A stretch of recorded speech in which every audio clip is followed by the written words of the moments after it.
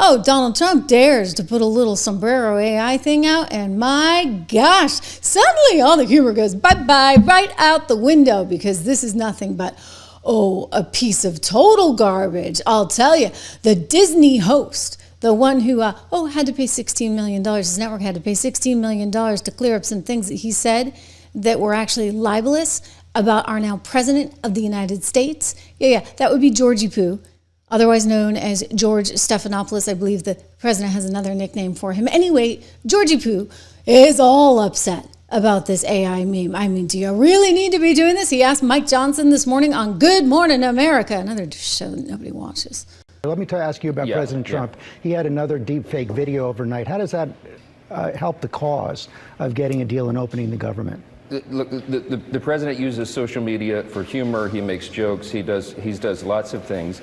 What the president did in showing leadership, though, 2 days ago, was he brought in Chuck Schumer and Hakeem Jeffries to meet with me and Leader Thune in the Senate to try to work this out. He gave them unlimited time they had in the Oval Office, and they would not come to the table to do exactly, George, what they themselves have said repeatedly over and over and over. We have a highlight reel playing on my social media that shows Chuck Schumer in his own words for the last decades saying that a shutdown would be dangerous and disastrous and reckless. And now he is the one leading his party off that cliff. There's one question that Senate Democrats have to ask today. How long are they going to allow Chuck Schumer to do this to them so that he himself can get political cover from the far left corner of his base? He believes he's going to get a challenge for the Senate from AOC. That's what changed his mind. That's what's driving this agenda. And it's harming real American people. You said at the outset how many people will be unpaid. Many people will lose their jobs over this. TSA agents, the troops won't be paid. They have to go to work. They won't be paid because Chuck Schumer wants to play political games with a nonpartisan continuing resolution to keep government operating. You know, and thanks to our friends over at MRC Newsbusters, also known as, for that clip. It's sort of fascinating, right? All that he just packed in there, because the president has said, look, people will lose their jobs. This gives him a chance to do a little Doge stuff that, he might not have been able to do otherwise. So he's going to take that opportunity. So there may be workers that don't actually come back. But in terms of the workers that should be getting paid, that we want to get paid, it's not fair to them, right? It's not fair to them. We shouldn't have government shutdown. There's no reason for this. It's only because they wanted to make sure that they had $1 trillion going out to all the states, so the states could then allocate that money, and that money would go, including to illegals. And the belief is, and I get this, because you know what? We're realists here. I'm a business person, okay? Like anybody who's had to balance a checkbook or, run a payroll, you get this. You cannot spend money that you don't have. And we really don't have it. So we're at the point of sort of no return. And if you don't get that, well, then I guess you don't know that 1 + 1 is 2. But the people that don't get that are people like AOC. It's amazing, because I went back to some 1997 clips of Chuck Schumer. He was totally against immigration. You go back to the State of the Union that I ran from 95, and Clinton was like, no, we absolutely cannot have people coming here illegally. This was a big platform for them until they all came down with TDS. So this was the original meme, just to jog your memory. Remember the mariachi band after the two guys came over and they had a meeting with Donald Trump at the White House, and they went out and did a press conference, and he responded with this. Look, guys, there's no way to sugarcoat it. Nobody likes Democrats anymore. We have no voters left because of all of our woke trans bull. Not even black people want to vote for us anymore. Even Latinos hate us. So we need new voters.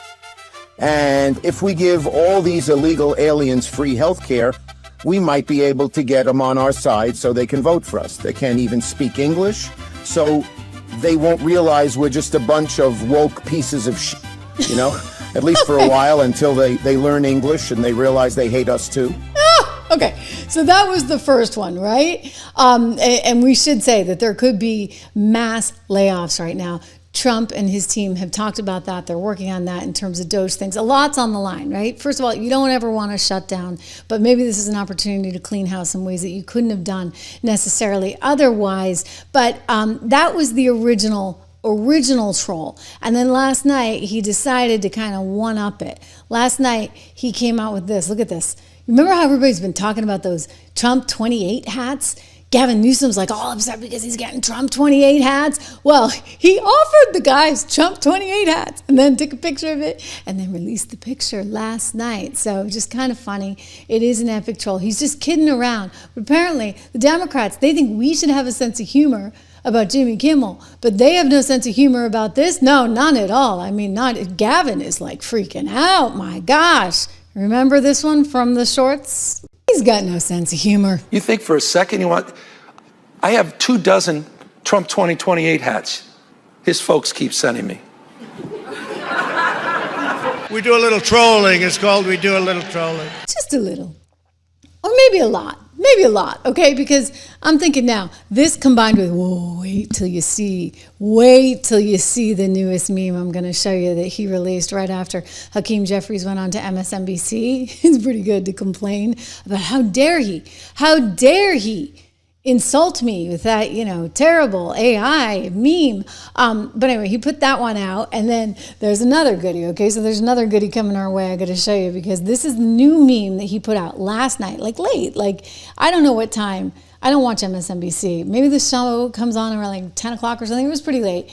And Hakeem gets on there to complain about the president putting this meme up, which, by the way, if you think about it, it's kind of funny because they got MSNBC to play the meme effectively. Free media, right? Well, for all 76 viewers. They got CNN to play the meme for all their 52 viewers.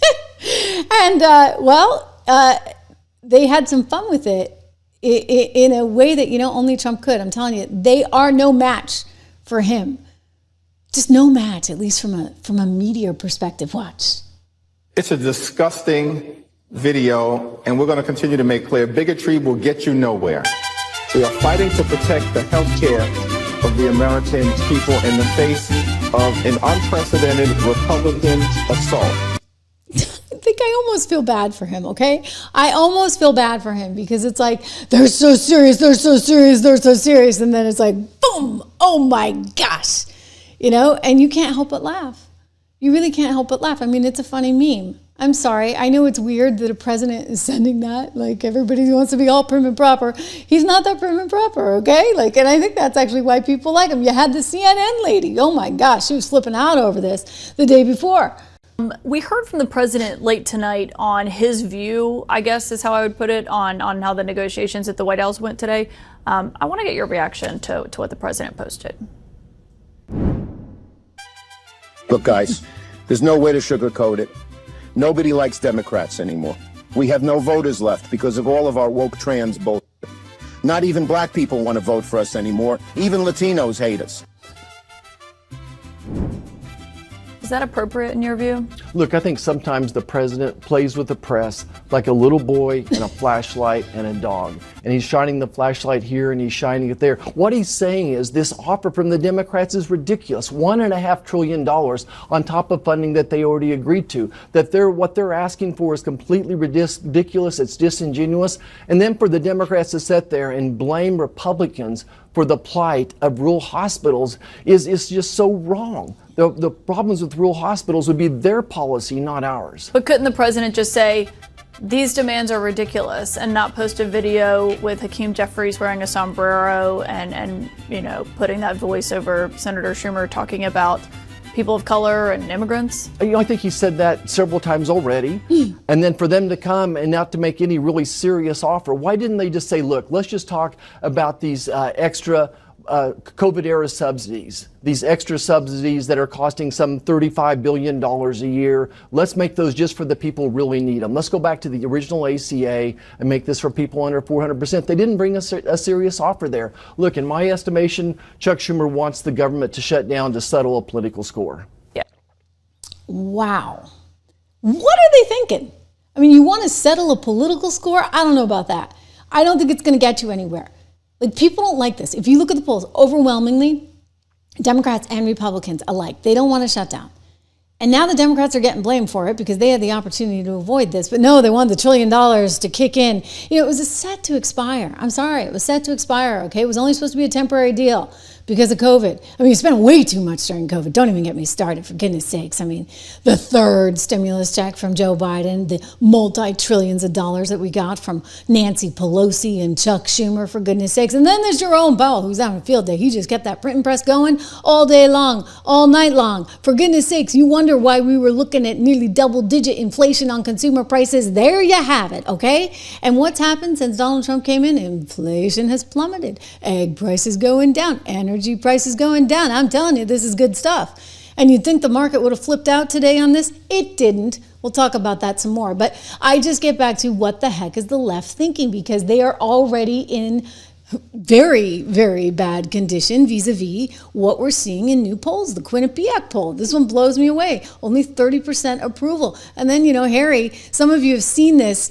I love this soundbite because a couple of weeks ago when he was looking at the data, he broke it down to, look, they can't compete. Like, the Democrats just can't compete on any of these major issues. At this particular point, the Democrats are the New Orleans Saints of political parties. What are we talking about? Trust the Dems or GOP more on the economy? Who leads on the economy? Republicans by 7. Immigration, Republicans by 13. How about crime, a big issue for Donald Trump and the Republicans? Look at that, lead by 22 points. So the bottom line is this: at this particular point, the ball may be on the ground, but the Democrats have not picked up the ball and running with it. If anything, at this particular point, it's the Republicans who are running with the ball on the top issues: the economy, immigration, and crime. Give some context on this. Compare this when Republicans last took the House. Yeah, let's compare it back to 2022. I think this kind of gives away the game right here. Okay, the GOP is more trusted than the Dems on the economy. It was 12 points in 2022. Slight decline in that lead, but still 7 points. How about immigration?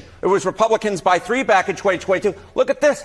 The Republican lead's actually gone up by 10 points. What are you doing, Democrats? My goodness gracious. And on crime, the Republicans were up by 13, and now they're up by 22. The lead again expanding by nearly double digits. So whatever Democrats are doing, it ain't working, Kate. It ain't working. Republicans have the lead on all 3 issues. What's the reason that you are finding so far that's driving this? Yeah, I mean, look, it's all about the center of the electorate, right? You win with independents, you win overall. And what do we see right here among independents? Republicans still have a point lead on the economy. They got a 10-point lead on immigration. They got a 21-point lead on crime. The bottom line is, when you look at these numbers, Democrats should call their offices, because at this particular point, even if Republicans, or even if the public doesn't like what Donald Trump is doing, they ain't necessarily liking what Democrats are doing. And it ain't just a referendum on one party. You actually have to go out and beat that party. At this particular point, Democrats are not able to beat Republicans. They still lead. And again, this isn't as Donald Trump came into office. These are numbers from this month. These are numbers from September of 2025. Right. We still find that the Republicans leading on all 3 of these issues. Right. It's incredible, okay? So, I mean, you get massive layoffs now coming in government, something that Donald Trump wanted to do. You got the left digging in their heels on this one, saying, well, we're not going to allow this because we want $1 trillion to go to illegals. Now, in fairness, right, Hakeem Jeffries is like, that is a lie. That is a lie. That the federal government can't, even if it wanted to, give money to people who are here illegally for health care. But here's the catch. You see, they dole out the money to all the states, and then the states have the optionality of choosing whether or not to give that money to people who are here illegally. So bottom line is, yeah, it eventually makes its way to people who are here illegally, and this is a big problem for the country, especially as Donald Trump has pointed out, in a day and age where you have more AI, the economy's changing, it's shifting. We don't have the resources to just be importing tons and tons of people and then taking care of them on top of it. That's just the reality of where we are right now. So this is something that I think resonates with the American people. And then, as I look at what could have happened, right, everybody's laughing about my gold dress today, laughing, praising, having some kind of reaction. But I looked at gold, it was like nearly 4,000 an ounce. And I'm like, okay, it's time for the gold dress. I am a market reporter at heart. So anyway, looking just at what has performed really well. We've got gold today at like 3,900, up 45% year to date. Okay, you knew this was coming. You knew it was coming. Everybody's talking about the gold. Anyway, the other thing I wanted to point out was the success in Bitcoin. So as this news came out, you saw both, it was interesting. They both moved up because that doesn't always happen. And I always talk about these being 2 kinds of different assets, right? Gold is one thing. Bitcoin is another. Theoretically, they should work in similar ways because they're supposed to be safe havens, but that's not really the case. The reality is one is your sort of standard safe haven, gold, and the other is a play on the future, which is Bitcoin. And so they both went up, which is really interesting. This is a note at 76 Research, my investment research firm. I do encourage you to go over there. Use code word dollar so you can get it for $1 a month. The 76 report, at least for the first 2 months, it goes to $9.95 thereafter. But we did put this note out, and I think it's important to understand also what's happened in the past, right? What happens? Like, do markets freak out when you have these shutdowns? We went back and looked at all of them, and one of the longest was around 35 days, actually, during the Trump administration, and it was between 2018 into 2019, sort of over that December into January. And you can see how the market actually went down, in part in anticipation, but then it climbs right back up. I think this time around, like, people are wiser. They're like, you know what? It'll be under control. We're not that worried. Again, I encourage you to go to 76research.com, use code word dollar, and check that out because lots of good ideas in there for you.